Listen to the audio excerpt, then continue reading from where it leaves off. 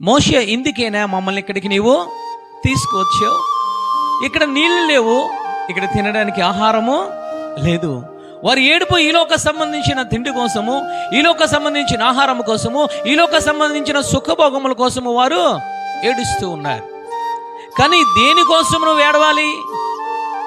నువ్వు ఏ రక్షణ వస్త్రము నువ్వు పొందుకున్నావో ఆ రక్షణ వస్త్రము కాపాడుకోవడానికి నువ్వు దుఃఖపడాలి. ఏ తిండి కోసం నువ్వు దుఃఖపడాలి?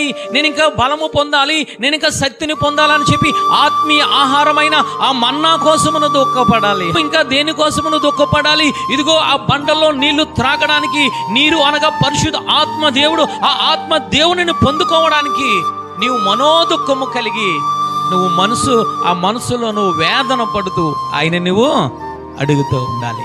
మనం ఏమి చేస్తూ ఉన్నాం? మోసే గారి మీద ఆ యొక్క దేవాది దేవుని మీద సనుగుకున్నట్టు ఇశ్రాయేలు ప్రజలు ఈరోజు మనము సనుగుకుంటూ ఉన్నాం.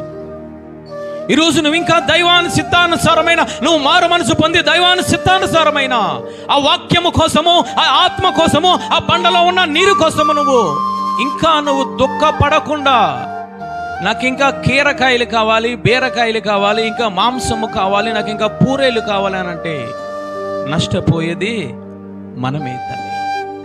లేఖనము సెలవిస్తుంది, వారు ఇంకా నోటిలో ఉండగానే చచ్చిరి. కారణము నీ దుఃఖము వాక్యము మీద, నీ దుఃఖము మారు మనసు మీద, నీ దుఃఖము పరిశుద్ధత మీద, నీ దుఃఖము కానాను ప్రయాణములకు ఏ విధముగా వెళ్ళాలని చెప్పి పైన పరిశుద్ధ ఆత్మదేవుని మీద నువ్వు ఆధారపడి నువ్వు దుఃఖపడుతూ ఉండాలి.